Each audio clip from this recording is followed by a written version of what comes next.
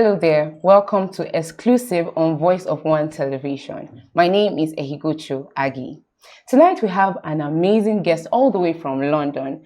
He is someone who is multifaceted with a lot of talents and gifts. He has transitioned from being a medical doctor to being an author, down to be a coach, and many more. We're talking about Dr. Sola Alade. Please welcome with me Dr. Sola Alade. Thank you very much. My late father would emphasize Dr. Sola Fola Alade. Oh, wow. But some people still call me Sola Alade. Yeah, okay. Yeah. Okay. Yeah. But go on. All right. So it's so good to have you here. Thank you. And it's so good to have you on the embassy at the IEC 2024. How has the experience been so far? It's been phenomenal. It's how would I put it? Makurdi is far from where I live, and so it always has to be an intentional visit. And you know, it's one I always look forward to because yeah, you have a lot of great people who seasoned men and women of God, and so anytime I have the opportunity, well, this will be my second time and it won't be my last. Wow. Yeah. Welcome. It's so good to have you. So you share a very interesting relationship with Apostle Arome Osayi. Yes. So how did you connect with RC? Okay. Well, like I said earlier while ministering, I said I came across a message of his on YouTube, and I was wondering why it popped up the first time. I didn't pay any attention to it. Popped up another time, but so I just said, let me give this guy 1 minute. And so I listened to what he was speaking with so much boldness and audacity from one small place. And, you know, the 1 minute went on to 5 to 10 to, you know, and then I thought, okay, I was like, I don't know this guy. I don't listen to people I don't know. And then, you know, started listening to other messages, and I just thought, wow, this guy reminds me of myself. Wow. Yeah. Oh, wow. You know, his interest, his emphasis and all of that. And I was like, who is this guy? Where is he, you know, from? So, yeah, I did my little research, and I said, whatever it takes. I actually told my wife before I had even made contact with her, I said, this guy must come to London. Yeah. So, and yeah, the rest is history. Okay. That's awesome. So how did you go from being a medical doctor to a pastor? What inspired that switch? Okay, so I gave my life to Christ in my penultimate year in medical school. That's the year before the final. And it was radical. And I mean, it was so real that to the point where I almost left, you know, medical school to go into the ministry, to to go. Well, let me put it this way: my father was concerned that I would do that. I was concerned that he didn't disown you. He almost did. He actually said he would.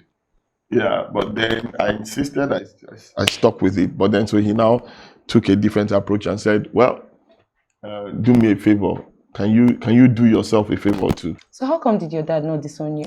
Well, like I said, he threatened to, but then when he saw that, you know, I wasn't going to give him, he then decided to negotiate with me. And he said that, look, can I do him a favor and do myself a favor, which is, you know, I should just do him this one thing, that if I can finish medical school, I just have a few months to go, that, you know, and I can do whatever I want to do. Okay. And he said, you know, nobody would want to listen to a pastor that almost became a doctor. A doctor, yeah. Yeah, and dropped out. So I said, okay, fair enough. I can, you know, make it to the end of the. And so I put in my best, and yeah, so we had a deal. Even though he still tried to get me to go back to medicine. But I said, well, I'm giving you what you want. But I thank God he did, because it's helped as a foundation for all that I do now. Wow. And interestingly, you know, when they say, when they talk about generational patterns, my two sons also went through a similar thing where in their penultimate year, I said, "Oh, Dad, I can't do this. I want to drop out." Yeah. And then I thought to myself, well, you gave them the same baggage. the same, but but they also were able to graduate. So yeah, so that's the story. Okay, did you get to practice a little bit? Well, I practiced for 2 years. 2 years, but I knew that medicine wasn't, because I found something that was more real. Okay. Even in my 1 or 2 years of practice, I was doing more praying and preaching, doing deliverance. And there was a particular hospital that I worked with. Well, the owner of the hospital never called me for medical things. He called me more to come and do spiritual things. This lady asked, so please let me pray for her, this and that. Wow. And so you're still delivering. You're just a spiritual doctor. Yes. So I mean, and then with time, I just knew, okay, well, I had to find a way out of this. I wasn't actually, I lost my passion for medicine. And so I went and started business. I was looking for a way to do something else that would pay the bills. Yeah. And then, ministry. Okay. Yeah. So I read that you spent 2 decades with the Redeemed Christian Church of God. Yes. So how did you go from serving for 20 years to starting your church? More than 20 years. I was in Redeemed for 23 years. Oh, wow. The church I pastored in London, I started it from scratch with 5 people, and pastored that church for 19 and a half years. But God spoke to me, when was it now? 2010. Long story short, I was away in the US, and God told me, come out of your father's house. The short form of that story is that it was a very difficult decision, because I was also quite close to the Geo. Yeah. Pastor Adeboye. So I knew him. I know him personally, and so I had to pray, and it took me 5 years of prayer and making sure blah blah blah. And so I went to see him and told him it wasn't an easy one. Yeah, but we're here. But I still have a very good relationship with him. Okay. Yeah, awesome. And the church. So give us your best part with starting your own church and the challenges. The best part comes later. Well, the best part with starting the church is that it's not that I lead my own church. It's like, how would I put it? It's a incredible responsibility. When you are somebody else's employee, you don't have to think of anything. Yes. Yeah. So the buck stops with you on this. Yeah. But what it is that, so let me give you a scenario. When I started, I started with nothing. I started out the first church, the one I pastored for 20 years, with 6 people and 250 pounds. Okay, and the church grew to leaps and bounds and all of that. And then when I was starting all over again, I literally had nothing. But this time I had a wife and children. So talking about the pros and cons, the challenge was that I had school fees to pay, I had bills to pay, and my wife and I didn't have an income. So we were starting, from the scratch. Well, so with 30 people on the first day we started the church, as I stood, I'm like, Lord, any which way you look at it, I am 20 years behind my colleagues that I started with. Wow. Because I've pastored this church for 20 years, now I'm starting all over again. Well, this is all in obedience to you. And so as I stood at the pulpit, the very first, I literally, to have the first service, I borrowed money from my business. Oh, wow. That's how, but I went with confidence because I knew God had spoken to me. So, sir, yeah. For now, we're just going to take a quick break, and when we come back, we're going to continue the conversation. Okay, thank you.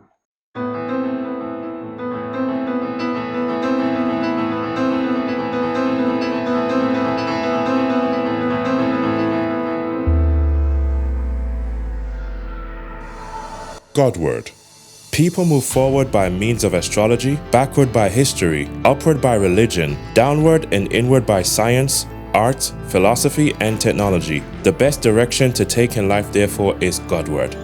And there is only one acceptable route. He is Jesus Christ, without whom every journey embarked upon will be an exercise in futility. To order your copy in the United States, phone number +1 507 479 6333. In Ghana, phone number +233 548 491 524. In Kenya, phone number +254 790 923 812. In the United Kingdom, phone number +44 740 029 5511. Or online at www.believersbookshop.co.uk.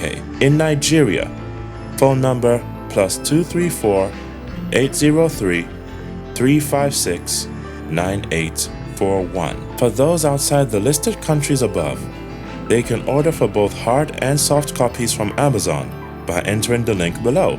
Amazon.com/author/Arome Osayi _books. For those who want to order soft copies in Nigeria, okadabooks.com/user/iron-pen.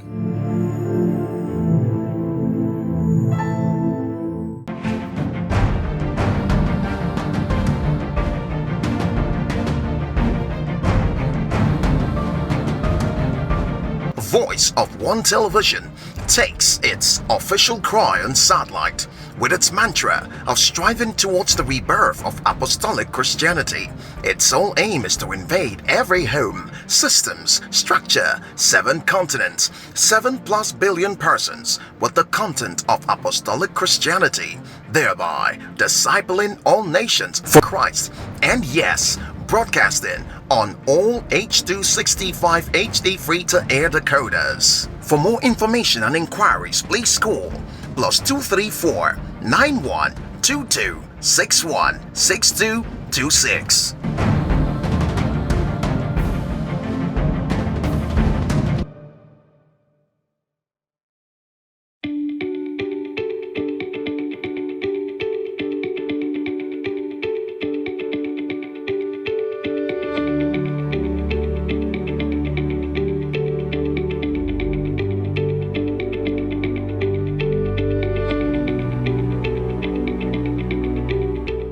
Welcome back. It's exclusive on Voice of One Television. And if you're just joining us, I've been speaking to Dr. Sola Fola Alade. Thank you. The conversation with you has been great Thanks. and very insightful. So speaking about personal growth, you've authored a lot of books. Yes. So tell us about your latest book and how you wish it inspires or impacts the people you are targeting it to. You know, the interesting thing, I've written quite a few books that I don't even remember which the latest book is. But yes, I remember. I think I've written 14 or 15 books. That's a lot. Okay, so the latest one is actually on prayer. Okay. It's called Prayer Fire. And which matches the theme of the IEC. yes. And so actually, I brought one copy. I meant to just show it, but I didn't have the time. But I mean, people can always pick that up later. So Prayer Fire, I wrote. The first one I published last year. The second one, volume 2, I published this year. Okay. And strange thing, that book I wrote. It took me 9 years to write it. Wow. Why 9 years? Let me tell you why 9 years. So I started writing a book on prayer. Okay. And I wrote the introduction of the book, the introductory or preface chapter. And as I was writing, I kept writing. It was so long, the introductory chapter, that I found out that was a book by itself. Wow. So that book was called Secrets of Winning Invisible Battles. Okay. So that became a book by itself. And then I paused on this prayer book, and it was such a struggle to complete the book. Now, it was after 8.5 years, long story short, God sent people to tell me, people who didn't know I was writing a book. somebody in Canada actually had a dream and described the color of the book, what the book was about, the fire. I'd already designed the cover. Detail. Yes. Wow. And you know, and more or less said, you know, God wanted me to go and write that book, finish it. So it was tough, but I birthed it, and now I see why. So it's it's a simple book. There are prayer points. There are prayer points, of which the beginning part is, you know, about some principles on prayer, but it's about prayer points of different things, breaking demonic devices, this and that, marriage, you know, finance, blah, blah, blah.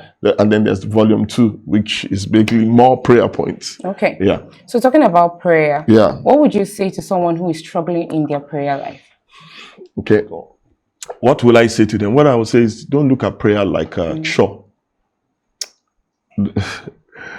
My prayer is not like most people's prayers. My prayer is, when I say conversational. Yeah. Talking with God. So I pray a lot in tongues. I pray a lot in tongues, but we don't have the time to talk about my kind of prayer. But let me just tell you, let me just say that if they are struggling, let them see prayer as a conversation. And when I say conversation, it's like, look, I need to spend time to talk to my daddy, kind of thing. And I would say, get what I call prayer aids. If they're struggling with prayer, I'm not trying to sell a book. Okay. It doesn't have to be my book. Okay. Get a book with prayer points. You get that kind of gives, like, it's like a rail track that, okay, and then you're dealing with this and that and that. That's how I started praying. And then, maybe have worship music in the background. Mm-hmm. Yeah, but don't see it like, something that, I must do. See it like, it is a relationship, and I'm making this investment in the relationship. Awesome. Yeah. So can you share with us the challenges and rewards you have experienced on your journey from the switch of being a medical doctor to a pastor? First, want to know the challenges, and then want to know the rewards. How rewarding the challenges are that being a medical doctor, there's a set prescribed whatever. You go from here, you do your whatever exams, fellowship, blab. It's prescribed, and you get this pay, blah blah blah. The ministry is, you hear God, and you move, and thank God I have a wife that understands, and you're telling her you are hearing things that nobody else is seeing. God told us to, and so you need to be married to somebody who believes in not just God, but believes in you. Yeah, and and there has to be a readiness to, for want of a better word, endure when you see nothing happen. Yeah, and so the challenges are, like I said, when I started the ministry, tough times, finances, this and that, but the rewards are, God is faithful, because he not only comes through, he overwhelms you. Goes beyond, it's like you're living at a place that is like, wow, I never knew this would happen. Look at Apostle. Look at what is happening here.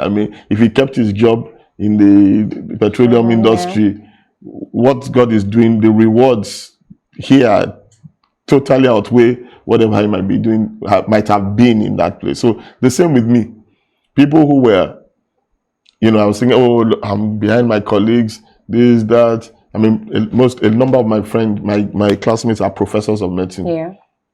But, and so there's that supposed prestige and whatever. But the thing is, many of them, I'm their pastor. In the sense that, they may, at the end of the day, I am fulfilled I feel I'm more fulfilled than they are. Yeah. They may say different, but I am really fulfilled, helping other people. That is the greatest reward. Awesome. Yeah. So since you've mentioned your wife, yes, I know that you co-authored a book with your wife. One or two, about relationships. Yeah. So give us a hint about that particular book. Okay, there's one called Four Pillars of Relationships. And if I remember well, because it's been some time ago, Okay. the pillars are love, understanding, trust, and respect. Wow. Yeah, and I don't think you want me to go into but the point is that most people think that relationships are based on love alone. I love him, I love her. Yeah, a person, you can love a person. Once you lose respect for that person, that relationship is on its way out. Once you lose trust, so that's why they are called pillars. Yeah. You know, the four pillars of it. If one leg is good, you'll be shaking. If by the time the trust goes, it's on two legs. If understanding is not that love cannot hold that relationship. Wow. Okay. Yeah. Awesome. Yeah. So it's been so interesting and wonderful speaking with you. Yes. Thank you for joining us and gracing our studio on Exclusive tonight. Well, that's it on tonight's Exclusive with Dr. Sola, Fola, Alade. Thank you so much, and we are so grateful that you joined us tonight. Good night. Thank you. Thanks for the opportunity. Thank you so much.